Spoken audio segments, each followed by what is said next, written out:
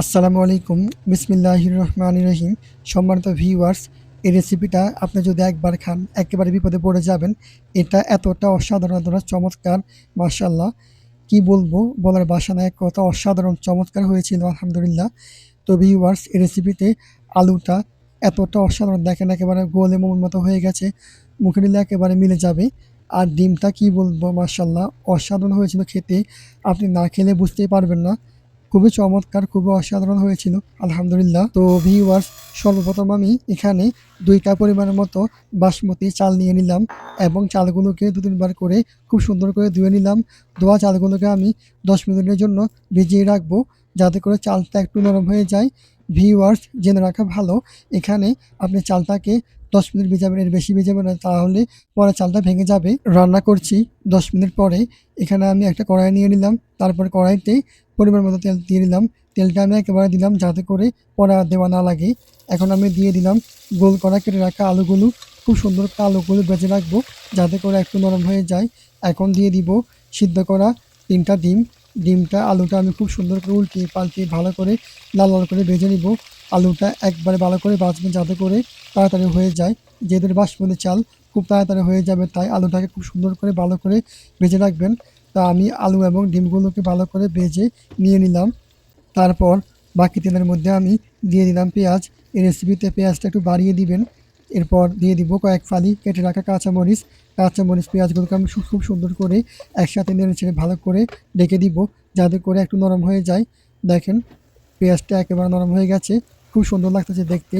এ পর্যায়ে খুব সুন্দর একটা ফ্লেভার চলে আসছে আলহামদুলিল্লাহ। এখন দিয়ে দিব একটা ফোড়ন। এখানে আমি এলাচি, দারচিনি, জিরার গুঁড়া, ধনিয়ার গুঁড়া, তেজপাতা, কয়েকটা লাল মরিচ এবং জিরার গুঁড়া, গোটা জিরা গুঁড়া সব কিছু আমি দিয়ে দিলাম একসাথে। দিয়ে খুব সুন্দর করে ভালো করে নেড়ে ছেড়ে দিব এবং ঢেকে দিব সামান্য কিছুক্ষণের জন্য। ফিরে আসবো কিছুক্ষণ পরে, ফিরে আসছি ২ মিনিট পরে। এখন ভালো করে নেড়ে ছেড়ে দিয়ে দিব একটি টমেটো।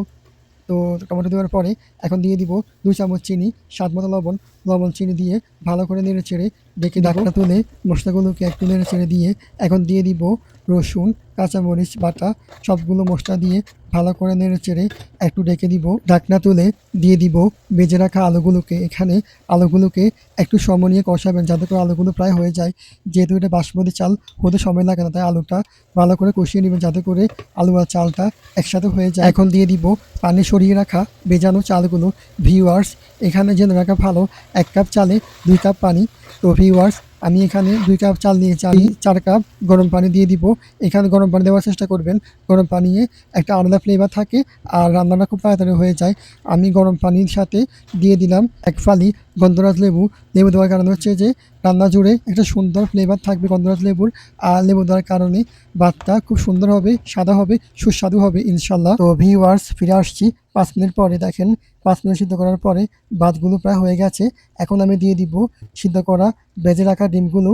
এখন দিয়ে দিব ১ চামচ গাওয়া ঘি। ঘি দেওয়ার পরে আমি ভাতগুলোকে উপরে, ভাতটা নিচে ভাতটা উপরে, সবগুলো এভাবে উল্টিয়ে পাল্টিয়ে নিয়ে ঢেকে দিব।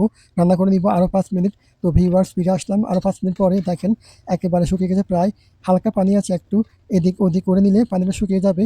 তো আমি আবারও ঢেকে দিব ২ মিনিটের জন্য। ফিরে আসবো ২ মিনিট পরে, সাথেই থাকেন। তো ভিউয়ার্স, ফিরে আসলাম কিছুক্ষণ পরে। তো দেখেন, মাশাআল্লাহ, একেবারে জর্জরা শুকনো ভাতগুলো কতটা সুন্দর হয়েছে।